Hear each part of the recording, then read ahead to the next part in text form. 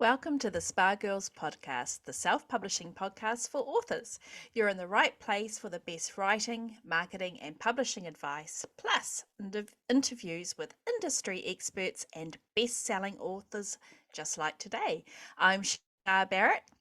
I'm Cheryl Phipps. I'm Wendy Vella. And I'm Trudy J. And today we have Renee Rose. Woohoo! Welcome. Welcome back to the Thank you. spa. Yes. So you're a second-time guest because you are awesome, obviously. And also you've got a book that's coming out recently, very shortly. And it's awesome. It's all about the kind of things that I love, all about how to bring abundance into your life as an author and all those kinds of things. So we thought we'd get you back on to talk a little bit about the book and some of the stuff that you talk about in the book and how to create more money as authors. And the book title is Right to Riches. To riches. Fantastic. Yeah. Right to riches. Get it right. Yes, Anyway, sorry, Renee. I'm sorry for making.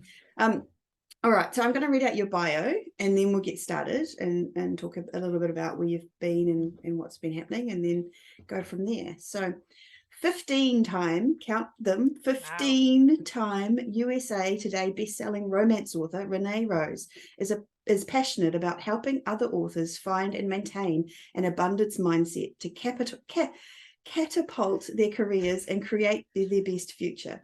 She employs energetic tools and techniques to help her clients clear resistance, money blocks, and access their inner guidance and tap into their love and appreciation for their books so that they can achieve their dreams.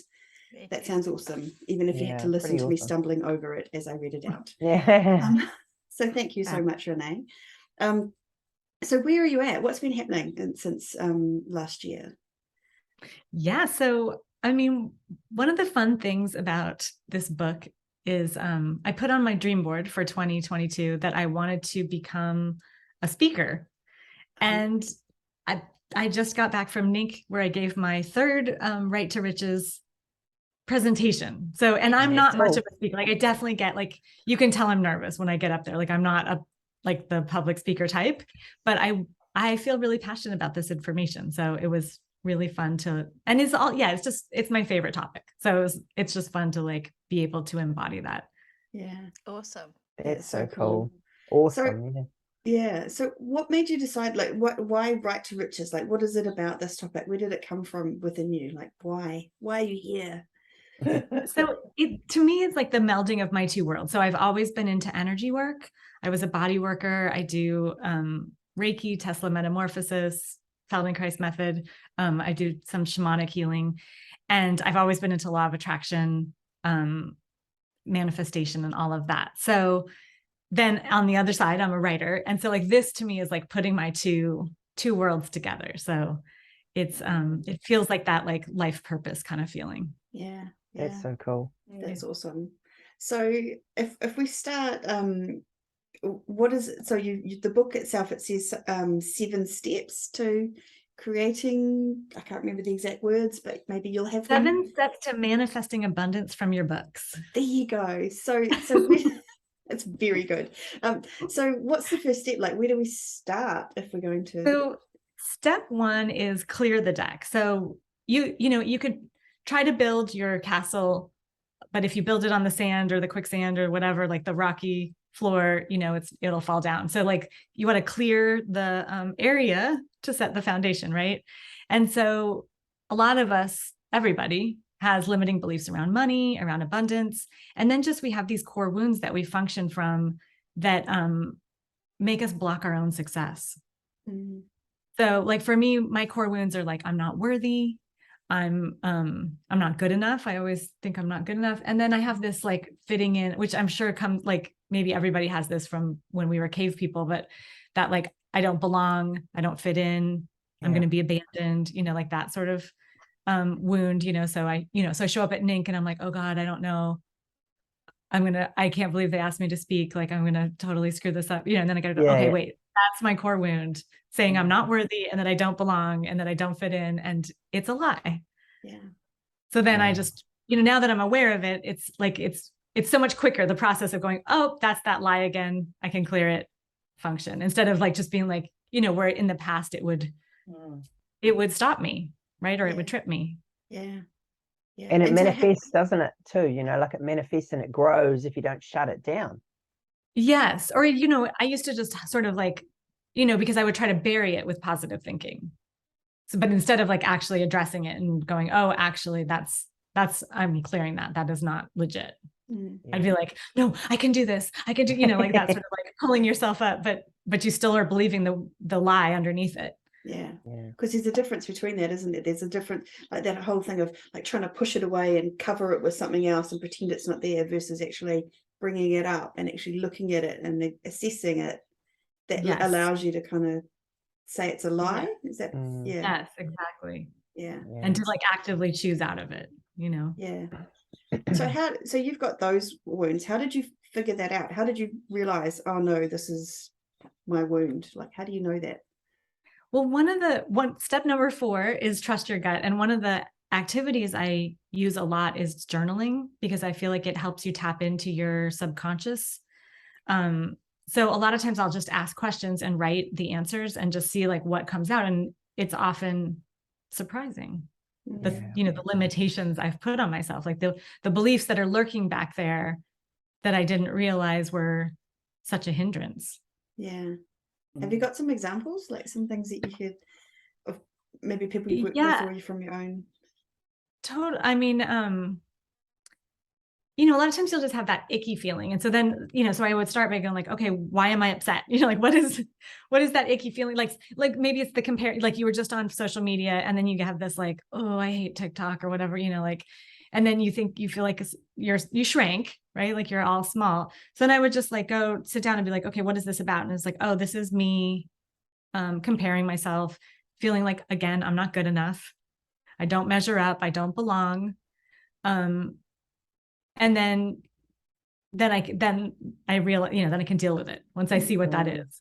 Instead of like believing like, oh God, I'm terrible at TikTok. I mean, I'm not good at TikTok yet, but it's not because I don't belong. And it's not because I'm not worthy, and I'm going to figure it out. Yeah. Because that affects it. So if you think, oh, I don't belong, then you're going to stop yourself from doing stuff. So it's even if you're not necessarily someone who's into the whole energy and vibration stuff, but it's even if you just put yourself out there in a certain way, like I feel like I don't belong, and then you seem like you don't belong, almost like it's kind of like a self-fulfilling prophecy. Yeah, people will reflect it back to you totally. And then like imagine, so you're not interacting on TikTok because you think you don't belong. So of course you're not going to make the video that goes viral because you're holding yourself back because you think you don't belong. You know, it's like that self-fulfilling prophecy thing, you know? Yeah. So it's really interesting. It's like once you start digging into it and start looking at yourself and what's going on in the background, what I think is amazing is some of the things where I've realized I've got some kind of a belief or like, and I didn't even know it was there. And it just seemed like it was the truth. Like it was, oh, you know, I'm just like this. I'm just like, this is just how I am. And that always freaked me out. Like, how do you dig those out? How do you figure out? So that's journaling for you. Yes. And also, so like, this is my favorite thing because really, if anything makes you feel bad, you've bought into a lie. Because our natural state, like when we're our infinite being selves or our soul selves or however you want to think of it, we're in joy, expansion, gratitude. Like we're not in a state of shrinking, feeling less than. So if you're feeling any of those things, it means you've bought a lie. So that's like such an easy way to think like, okay, my infinite being would not be small right here. So what is the lie that I've bought into? Yeah. And we are confronted as authors quite a lot with negativity, you know, with reviews or online or whatever. And afterwards you think to yourself, why am I feeling like this? What is that trigger that's made me, you know, like, because you must resonate it with it on some level. Like you think you're not good. Because when you think you're worthy, if you get a bad review, you're like, oh, they didn't like my book. Like it just falls off you. But if you're like afraid you're not worthy, then the negative review throws you into a tizzy, you know? It's like the thing that triggers you, right? Do you think you can use that lie to actually justify why you don't do something or why you're not even hear people try. do that all the time. They're like, oh, you know, Facebook ads don't work for me, or you know, whatever it is. It's not me. And they've just, you know, which it may, you know, you may trust your gut and your gut says Facebook ads are not for my highest good for this, that's a different thing than just deciding and collapsing potential and saying it doesn't work for me. Yeah. Right. Yeah.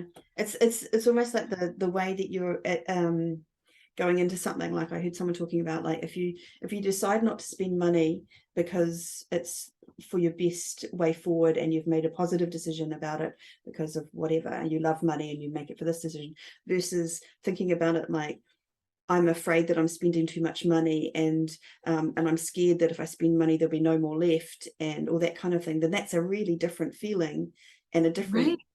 And the pleasure you get, I mean, there's no pleasure in that one, right? Like from the spending of it. So then you can't attract more in because you didn't have pleasure spending it, right? Yeah. So it's all about it. So a lot of the stuff that you're talking about in the book is about how you feel, like how you approach things. It's like how the attitude to which you get into, you approach your career, would you say? Yeah, abundance mindset is kind of how I boil it down. Like, and the thing is that you could look at two authors who are maybe making the same, and if one has abundance mindset and one doesn't, like the person with abundance mindset is just going to be so much happier with, like they're able to roll with the bad reviews, they're able to make decisions with confidence. Like it's just and then I think eventually their income will follow. So like maybe they're not the multi-million-dollar author yet, but they're opening up all the possibilities just through their joy, through their ease, through their pleasure, whereas you can plateau when you ground, like, because I have grounded out, where I'm just like trying, like efforting into this, 6-figure author. And it was painful. Like I may have been making 6 figures, but I was so hard on myself. And it was painful. So somehow, it's like we want to take the pain out of authoring. And that's what abundance mindset does. Oh, I like that. That's good. Taking the pain out of authoring. Yeah, because it can be quite painful. Some days.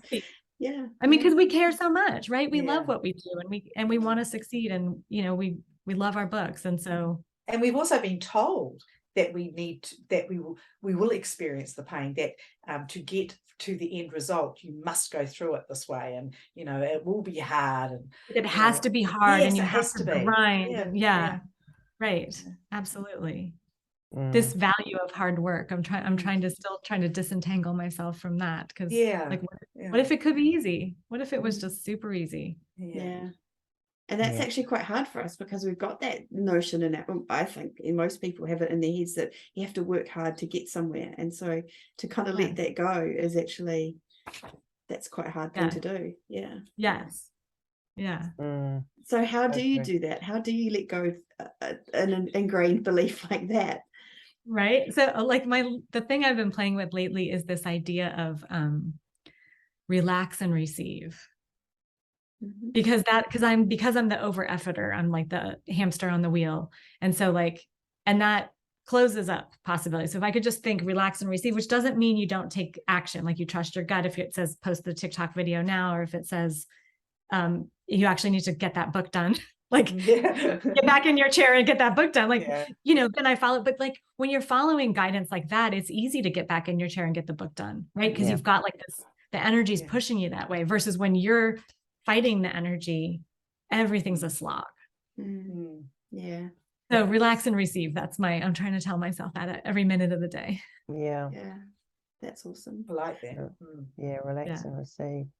The one thing that I think people, and maybe what I used to think about was, you put it out there, you want good things, you want the money, you want all that kind of stuff to happen, you want people to buy your books, you want to find the fans, whatever it is, and it doesn't happen, or something bad happens, like, I don't know, something that affects your career that you feel like was nothing to do with you. How do you, and you feel like you've been trying to do it all properly, what is that? What happens? What's happening there? And how do you kind of just keep believing, maybe? Yeah. So I think there's a couple steps there, but one of them you might have to clear again, like, especially if there was like a disappointment involved, like you tried for the USA Today list and you didn't hit it, you might have to clear the disappointment. But there's also step 6 is let it be. And that is the sometimes there's divine timing at work or quantum entanglements, and you can't control everything into being, right? So that is the relax and receive step. And it's trust, right? It's the trust piece where I I don't know, I think it's as Abraham Hicks says, like the check's in the mail. Like it's our, like you told the universe the check's in the mail, so just trust it's coming. Like it's going to show up because you asked for it. Yeah. And you keep asking for it. And so it's another thing you were talking about, I think, was how you ask for it. And it's not about someday I want to be a best-selling author. It's how do you talk about it? Right. I think that's an important distinction, because you can, when you relegate things to your hopes and dreams area, it's like you're pushing it into the future instead of like having it now. Yeah. So it's better to be like, I am a USA Today bestselling author, even if you're not yet.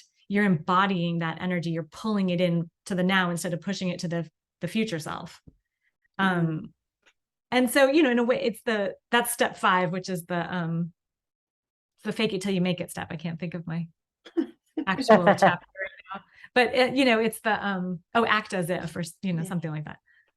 So yeah. Anyway, so it's the fake it till you make it. So you're pretending, but you're trying to embody. It's not just like a goofy like game, but it's that like really, so you're making decisions like, okay, let's say I'm already a millionaire author. How would I respond to that email that just came in? I'm already, so you're trying to like put on those shoes and wear them all day. Yeah. Should I join this box set? I'm already a millionaire author. Is this a box set a millionaire author would join? Should I or is this a waste of my book? time? Or is it, am I keeping myself small? Am I playing with the little kids and I should be playing with the big kids? Like something like that. I like that. What would a millionaire author do? Is that pushing it down as well, or is that an okay thing to be asking yourself? Or is it? Or you could say like, I'm a millionaire. Like, what would my millionaire author self or something? Like, so you're making it you, right? Like, attach it to yourself. Yeah, that's what I was thinking. It's like suddenly as I said that, I was like, oh, wait a minute. It's not you want to make it part of you and part of what you're doing. Yeah. So like, imagine I'm a millionaire right now. Like, how would I behave? And it probably wouldn't be that shrinking, shielding, hiding thing that we tend to do. So sorry, go Shah. I was just going to say, do you have any techniques? So I think for myself, I can remember these things, or I can proactively do these things when things are going well. But for example, if you're relying on a certain level of income to pay a bill or to pay your rent or your mortgage, it's harder to reach for that kind of let it be, relax. So what tools or techniques do you use to actually remember to get into that mindset? Yeah. Well, again, it's like anytime you start feeling stress, right? That's like an infinite being wouldn't be stressed about money. They would trust that, so then I'm going like, usually my favorite is just to like delegate to the universe. I'll be like, universe, fix it. So like Amazon, shut down our account. It's happened twice. And then we just go like, universe, fix it, universe, fix it. And then we go, I know the universe is going to have this fixed by tomorrow. Like, just instead of going into the like, oh my God, what, because you want to do that, right? It is, I mean, it's a freaking livelihood. I don't like having my account shut down. It's very upsetting, but but you just go, okay, I know the universe is going to fix it. It'll fix it by tomorrow. And so last time it happened, we did have it up. I don't know if it was 24 hours, but certainly like 36. Like we had it up so quick because we both Lisa Vino and I, who we own an account together, our LLC, were just 100% positive about it. Like, I mean, it doesn't mean we didn't send the emails. Like, we need this up immediately. Exactly. But we trusted they were going to fix it immediately, and they did. And wow, that's a test. That's a real test.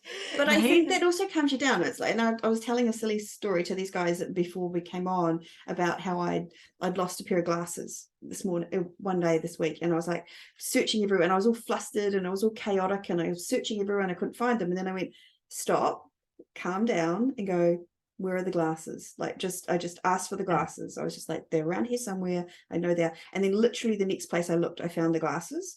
And it's not, but it was about the calming down and about losing the chaos and the chaoticness and the flurry of it all. And that was and then you can call them too.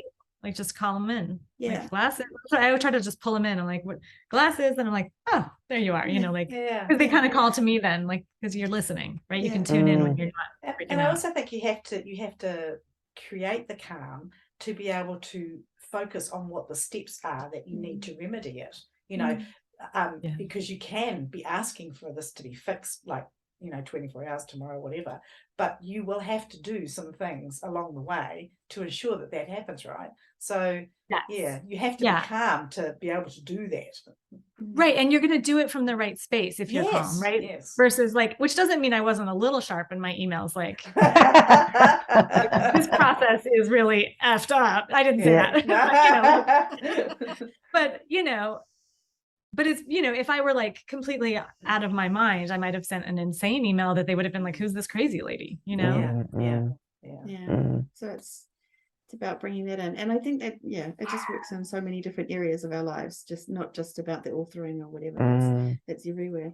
So if I'm a person, I think, oh no, I've got no blocks, don't know what you're talking about. I'm perfect. We've all been saying it. I'm not saying that that's what I'm saying. I'm just saying, imagine what do you say to someone like that? Like, is there a way to kind of... I mean, this is like, I think there's just always more. Like I was going to say, most of us have blocks, money blocks. And I'm like, no, okay, everybody, even if you're a millionaire, like you could always have more, right? Like you could, there's still like so much, like it's like the onion layers where you can just like have more and more and more. Like a couple of years ago, I had through journaling, I got the notion, the question was, how much more joy could I have in my life? And I heard 30 times more joy, which is a big number, right? Like, and so I've just been like inviting that in. I didn't know what that meant, but I would just looking for it more, like, okay, where's the joy? Where's the joy? And then I asked the question recently and I heard 20 times more. And I was like, oh, does that mean I already 10x'd it? I think it does. Like, and I thought, like, I compared myself to where I was and I was like, definitely I 10x'd it already. That's awesome. I don't even know why I was telling that story, but yeah. It's just that there's always more. There's always more. Yeah. And it's, I love that that's the joy, right? Like that then our natural state is joy, which is what you said before. But we're not letting it in, right? Like it's this, or maybe we don't even see it because we're not letting it in. Because we're programmed, I think, as a survival, when we were cave people, we had to be ever watchful, right? Because survival was so scary, like so difficult. And so we're programmed to look for the problems. And like, there was this point where I realized like all of my friendships were based around calling each other and telling problems. Yeah. And like how wonderful that I had friends who would listen to my problems, but that actually wasn't helping me. Yeah. Because it's a little bit of like the spinning on a problem instead of the like, universe, fix it. I don't need to worry about this. Yeah. Yeah. That is interesting. It's kind of like surrounding yourself with the things that you want. I don't know, people and negative self-talk that doesn't help. Yeah. Because I think the other thing is that we have a big pain avoidance thing. So you talk about not doing things caveman style, but actually maybe avoiding disappointment or avoiding kind of hurt, because if we try for the USA Today bestseller list and we don't make it, we know that we're going to be so disappointed, so we don't do it. That kind of thing. Like, is that a us protecting ourselves via a wound, or how would you? Definitely. I mean, it's just like when we write romance and the hero and heroine are afraid to fall in love because they'll get hurt again. Right. So we're the same way. It's like, we don't want to go for, God forbid we try hard and fall, right. Or fail, or however that is, so, but again, that's the abundance mindset, because when that happens, you can be like, no, I know I'm worthy. I know this just wasn't the right timing. Like next time, like it's not the pain of, because that's the fear, right? That you're actually a failure or, that you actually suck. Your books suck. You suck. Like you're not worthy. And so if you know all of that's a lie, and you're asking to be a USA Today bestseller, you will be. You just know then, okay, it's divine timing. There's a story in the book. It's a case study that I just love this story, because there's no way she could have made this happen. It was just magic, where she was just journaling, asking to become a USA Today bestseller. And then she was putting up her old book on Radish. This is author Lee James. And so she's putting up her old book on Radish. And so in the process, you have to reread to split it into chapters. And so she fell back in love with the book, which is step 3, love your books. And she, at the time, she thought, gosh, if this book had been not in KU when it released 5 years ago, I bet it would have hit the list. It's such a good book. But she didn't go any further than that. She didn't think there was, she's putting on Kiss. She wasn't It's not a new release, whatever. Well, unbeknownst to her, Kiss starts advertising the book on Facebook, whatever. Her email starts blowing up with people asking about it. She thinks like some bot like has is spamming her. Yeah. Like she's being like targeted by some crazy bot. She doesn't know what's happening. She ended up selling 9,000 books that week. Wow. She hit the USA Today 2 weeks in a row and nearly made 7 figures for the year. Now, you couldn't have made that happen. Like, it was just, she put it out to the universe. I want to be USA Today bestseller. And they made it, whatever, Quantum Entanglements made it happen through Kiss's advertising. Yeah. So that's where it's like, just you trust, right? Just trust. You put it out there. You don't have to control it into being. Wow. Yeah, that's just crazy. Do you reckon, like acknowledging compliments and success and things like that is part of it? Because I think, I don't know, you guys in America might be a bit different, but Kiwis, where we are, we don't do that. We don't accept compliments or success and stuff. But I think that's got to be part of it, isn't it? Yeah, I mean, I think that's part of that receiving piece, the relax and receive. So it's like, if you're not willing to receive from the universe can't send you the goodies. Yeah. So the more you celebrate your own success, receive how amazing you are, love your books, the more you can receive from the universe for them. Yeah. Makes sense, eh? Yeah. It does, actually.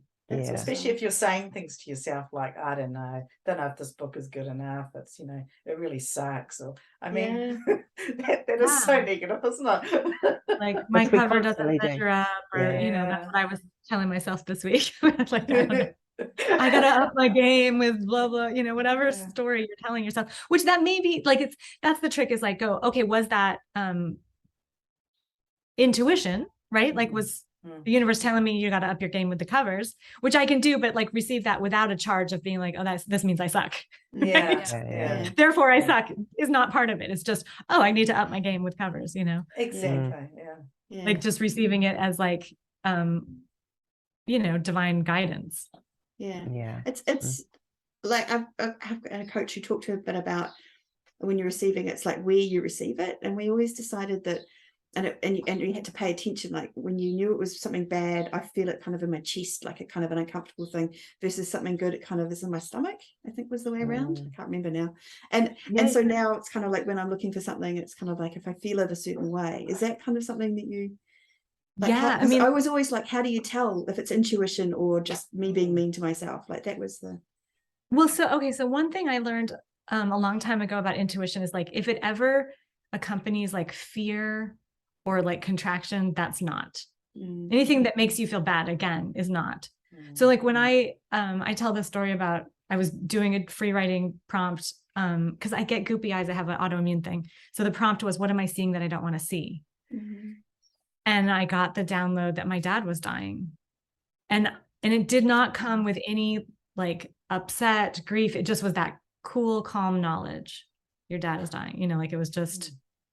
And because of that, because I had like received that as intuition, when he died 4 months later, I was pretty graceful with it, because I had allowed that information to come in and not shock me in a not shocking way, Yeah. So yeah, it's that cool, calm sense of knowing. So if it comes with a panic or a fear, or that's not it, that's your brain going nuts. Yeah. That's good to know. It's actually a good distinction. That's helpful. Okay, so I've got something that I'm about to share that none of these guys have heard, and neither of any of their listeners, and this may have me committed, but I'm going to go for it. So I play Wordle every day, as do many of us, and I love doing kind of practice intuition, and I wait for the first word to come into my mind, and I have no idea where it comes from. The minute I start to think, oh no, hang on, maybe it won't be an S, is when I take 4 guesses to get Wordle. The minute I just go with that word, I usually get it in the maximum of 2 guesses. It's really love it. So it's a nice little, it's a right, just an easy, harmless. It's harmless. I think that's it. It's harmless, Yeah. So my friend was just telling me, playing Monopoly with her kids, and she was like just playing with energy, just like, I want to win, or just like following her gut, and like she said, beat the kids in no time, and she never wins. Yeah. So, you know, I mean, that's like, again, it's like an easy, fun way to play. It is. It is. Yeah. It's a low stress way of trying it. So if you're wanting to test that, yeah, and it's so true. The minute you start, as soon as that brain clicks in, that's when Yeah, all the trouble starts. out the window. Exactly. Yeah. Yeah. I think also how you're feeling at the time, things come to you easier or more clear. True. If you're feeling open, if you're feeling happy or, you know, uplifted. Whereas when you're feeling down, everything is like walking through mud, isn't it? It's just like, it's, you know, somehow you have to find a way out of that to then get the good things. Do you think that's right? Yeah. I think we get bogged down, right? Like when you've got so many things going, so many balls in the air, you can't find your way out of it. That's my thing, you know, and that's the time that I need to be able to do what you're saying and just sort of take a break, settle down and go, right, well, you know, because I think the more things you throw up there, the worse it gets. Yeah. And you could maybe, you know, I'm a too many balls in the air person too. So like sometimes just asking like, what's the most important thing for me to be working on right now? Because a lot of times it's not what I'm doing. Yeah. That's so true. It's like what moves the needle, you know? Do you know what's funny about when you're talking about all this stuff? It's very visual, and it's, to me, it's kind of very like when both with what Wendy just said and what Cheryl just said, it was kind of energetic as well. It was like the feeling of being bogged down and stuck in mud versus the feeling of being open and able to receive. Like it's a really very visceral kind of thing. It really is that sort of, because that expansion, right? And when you're in that expanded state, anything's possible. And when you're in the contracted state, you know, you're closing off possibilities. Closing off the universe helping you, or anyone helping, you know, like, because the universe will work through other people, right? So like just shutting the door to like all kinds of assistance. Wow.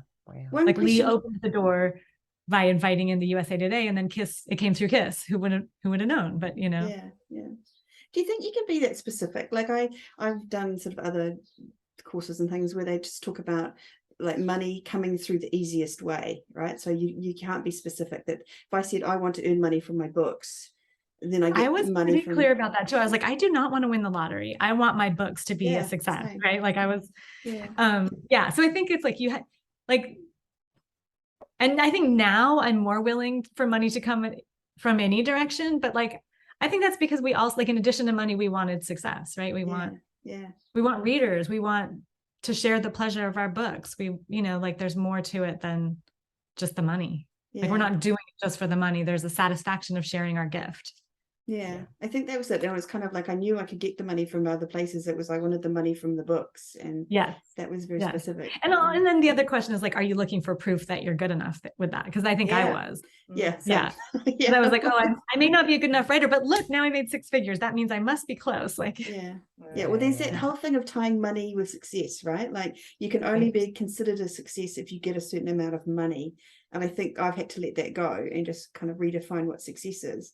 And now that's kind of changed things. But how do you, is that, or can I just ask for money and I'm going to get the money too? Like, I don't know. I think all of those, you know, like, I think that you have to decide right now that you are good enough.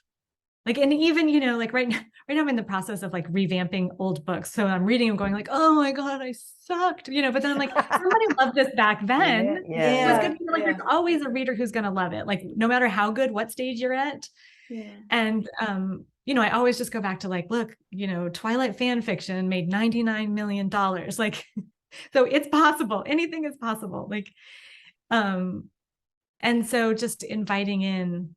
But then, I guess asking yourself, like, are you willing to believe that you're good enough now, or do you need the USA Today or the money or the something to prove? Are you trying to prove you're good enough? Because we want to, like, as soon as we believe we're good enough, all that outside stuff shows up to prove it. But it's because we've already believed it, you know? So there's a bit of desperation there. If I have to prove that I'm good enough, that kind of pushes it away. That's the wrong energy. Exactly. Yeah. Which, you know, it's not just like I had that desperation and I did still prove it, but again, it was painful. Right. And it could have been, what if I could have done that with total ease? Because I just believed I was enough from the start. Like maybe I would have made 6 figures my first year instead of my, 7th year, whatever it was, Yeah. And so when you I think you got to 6 figures through force and push, but you say that you got to 7 figures through ease. Is that how you would? Yeah, I just like, like there was definitely like magical steps along the way, but there was a lot of force and grinding in between too, so I think it's like anytime, the universe is always trying to deliver. Like I was asking from the beginning, I want to be a millionaire author. So the universe was trying to deliver it. And I was like blocking it, right?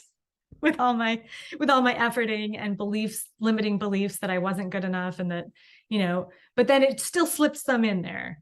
It still was like, gave me the nudge, like, oh, you need to like do this rapid release. And, oh, you need to, try sci-fi, even though you don't like it. And suddenly then I 5x'd my income. And then, so it got in there, but it could have been faster, could have been easier, could have been, like all of those things could just get easier and easier. Yeah.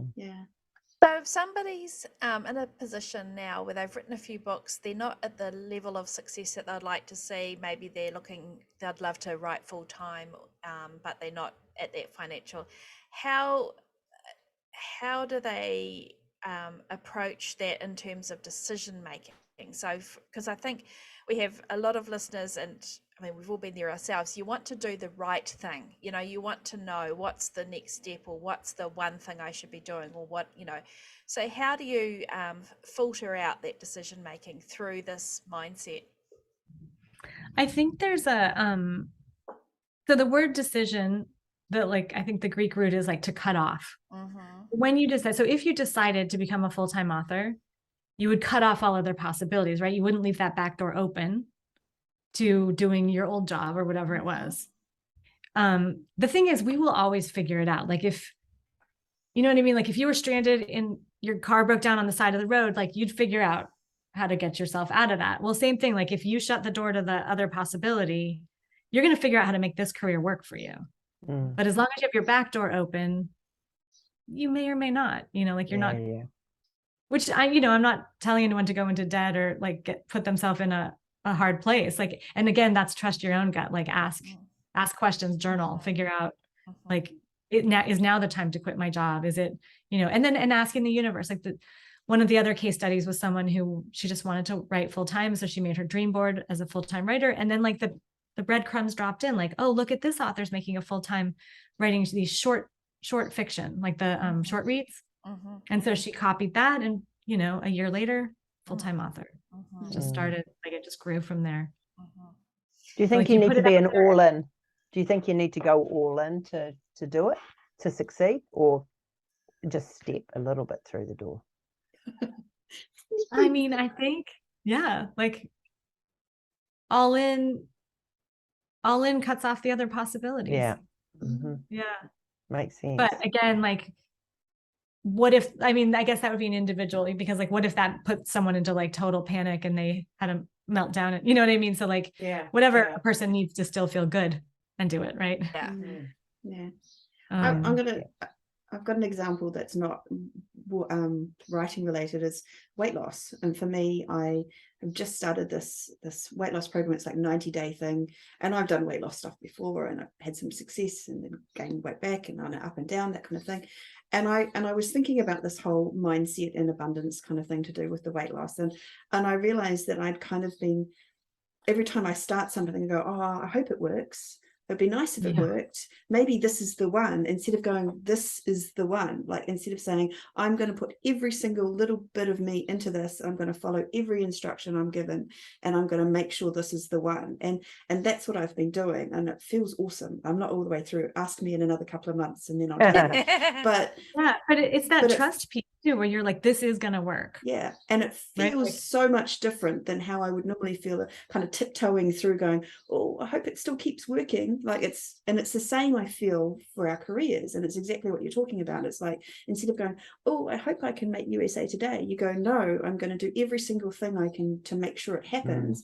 And then if it doesn't happen, you go, oh well, let's do it again and see if it works next time. It's like a without going, oh, it just that meant I wasn't good enough, I better just give up. Like, which like some people I think do, or could.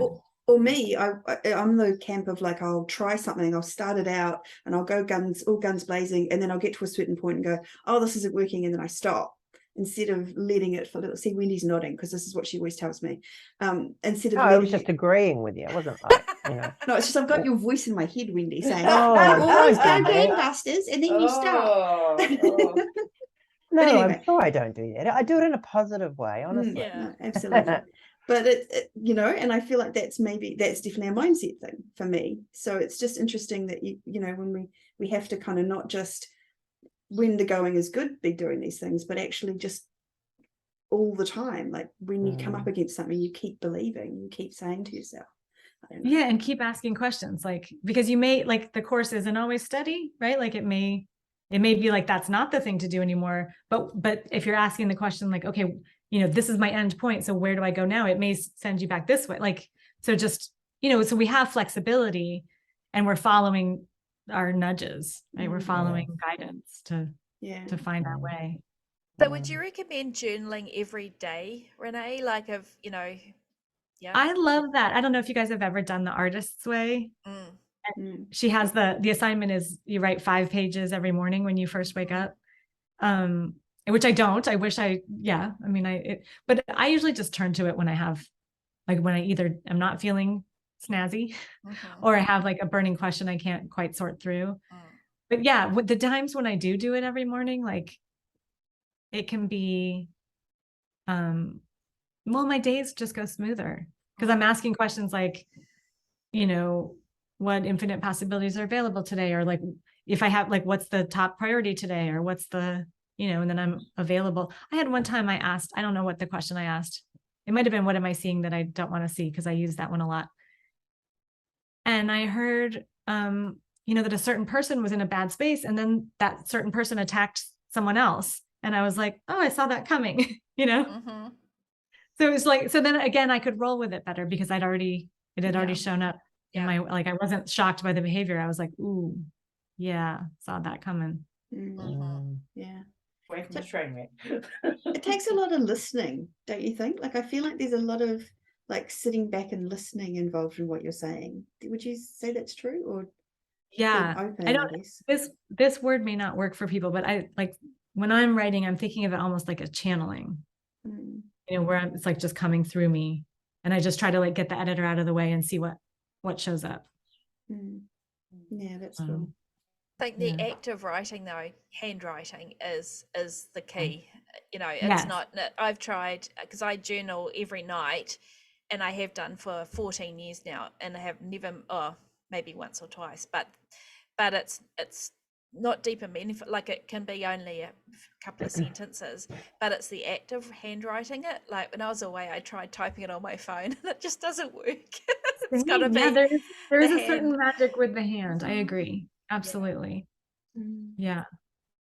Absolutely.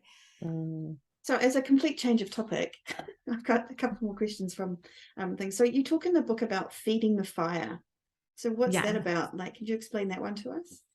So that one is like really getting clear on that's your ask, right? So that's like where you set your intention and get really clear on what and it doesn't have to be like, it can be like, I want the white Porsche with the whatever, but it can also be like, I want to feel like a millionaire. I want to feel inspired, which might mean like more of a feeling, like more of that ease, more of that like confidence, more of which again, since it's an energy, you could have it right now. So just like the more clear you get on the life you're trying to create, the more you can pull it in right now. So it's like, so in that chapter, there's, activities like making your dream board and, or making lists of what lately I've just like, bullet lists of what I'm trying to pull in. Yeah. But, there's the idea of like, when I'm rich, I'll be happy. Do you know what I mean? Like there's that. And so is that kind of what you're dealing with there by drawing it in now? Yeah. So if you can get clear on it's usually it's more the feeling than the actual thing that you wanted. And so since that's true, you could pull in the feeling now, which will then bring in the physical reflection of that. Yeah. So if it's like, you want to feel like a millionaire author, like one of the exercises we have is the Live It Now chapter is like, have a millionaire author day.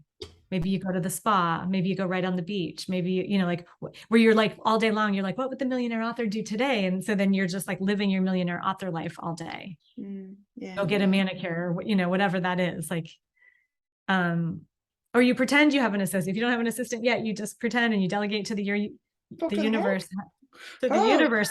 Yeah. Universe, fix it. And all my energetic team that's not in the physical form yet. Oh, that's awesome. Cool. Yeah. Love that. As long as you don't argue with them. Yeah. I mean, when I've done that, what I find is like, again, it's that thing where like suddenly you're the one who's still actually doing the tasks, but they got easier because you asked the universe to help. You know, like somehow like you're out of resistance for whatever it is. So, because resistance is an interesting thing. That was something that I always, like, if I'm resisting something, what does that mean? What's happening there from your I perspective? think, you know, that's like that cognitive dissonance where like we want something, but we have this belief that's stands in the way. So like you want USA Today list, but you think you're not good enough. So you actually wanted it to prove you were good enough. So then you can see that's a resistance, right? So those two are going to fight each other to see who wins. And then, you know, and I've seen where that happens. Like the first box set I was in where we hit the USA Today list, like one of my friends in the box set called me afterwards and she's like, and we were all celebrating. She was like, I just don't feel like I deserve this. Oh, you know, she just couldn't receive it, you know? Yeah. She's like, is there something wrong with me? You know, like I don't, Yeah. it was like she wasn't willing to believe Yeah. that she deserved that title. Or some kind of fluke or luck. Yeah, or just because she was in the group with us, you know, it was a group. And people have said so many times that that's not a real thing. Then Doesn't you don't count. do it by yourself. It's not doesn't count. Right. Wow. That's interesting. The other one I like that you talk about is the law of assumption instead of the law of attraction. I quite like that one. So could you explain what that one is? I love that one too. So that's the idea that, so the law of attraction is this idea that like you're the magnet and you're pulling something in from the outside to you, which then sort of starts with the premise that you don't already have it, right? So the law of assumption is I already have it. It's coming, you know, like it's already done, which is a better, so then now the energy's in your space already. You're not pulling it in, it's here. So like, I assume that there'll be a parking space right in the front when I get there. I assume I will hit the USA Today list. I assume I will hit top 100 on Amazon. Yeah. I think instead of like, I'm trying to attract that is a different, like I already lack it and I'm trying to pull it, you know, that's different. Yeah. I'm trying to attract it thing is the same as someday I'll have. It's kind exactly. of you're pushing it away. Exactly. Yeah. There's another one people use is expecting, like I expect it to happen. It's not just that I believe it, but I also expect it and it's coming in. And or you can even use the word like I demand, like when you're getting clear with the universe, it's like, you know, it's like when you tell your dog like, hey, don't, or you're like, no, right? Your dog knows when you're really clear. So same thing to the universe. You can be like, I'm demanding I make 6 figures this year. Yeah. I think a lot of us like go like, oh, I can't demand anything of the universe. You can. That's just being really clear. That's like feeding the fire. You're really clear with your ask. Demand, you know? Okay. I demand. Demand. Cool. Very awesome. Good. So well, we can wrap that up. One last question. Is there anything that you want to leave people with? Like if anyone was to go away with some thought from you, what would it be from this interview? So my number one tip is always to love your books, because the more love you pour, and I don't mean that in like an assignment to write better. It's not that. It's like the books you've already written, like you pour your love into, I mean, the ones you're writing now too, but you pour your love into them because that like shows them that you believe in them. Yeah. And then then the readers will pick that up. When you love your book, even if you like were nervous yesterday that it wasn't good enough, like today, you start today, you love the hell out of your book. Then when the reader picks it up tomorrow, they're going to feel that love and they're going to love it too. Nice. So it's like you're just giving it the energy to go out into the world and be loved. Yeah. I like that. Really like that. So yeah, I love that's it. awesome. Beautiful. Yeah. Yes. So if someone wanted to find you and also pick up your awesome book, where would they go? So my website for this endeavor is writetoriches.com, but it's a numeral 2. So at WRITE number 2 riches.com or writerichesbook.com with the TO instead of the 2. No, I'm sorry, that was confusing. It's okay. We'll put it in the show notes. That's fine. And then if they want to find your books, it's, I'm assuming, Renee Rose. Romance.com. Yeah. Awesome. Thank you so much for joining us here today, Renee. It's been awesome. Thank you for having me. I appreciate it. Thank you. Now, where can we be found, Shah? We can be found on Patreon at Spa Girls Podcast, which is a wonderful way to not only buy us a coffee, but also spread the joy and the love and the abundance around, and come along and join our Facebook group as well through our $10 tier. And we'd love to, because we talk a lot about mindset in there, and we just absolutely love this topic. And of course, spargirlspodcast.com for all our previous episodes. Awesome. Thank you. And thank you, Renee. And thank you to all of our listeners. We really appreciate every single one of you. Yes, we do. We're so glad you're here with us. That's it for our episode today. We'll be back again next week. But for now, thanks. farewell. Bye. Bye. Bye. Thank you.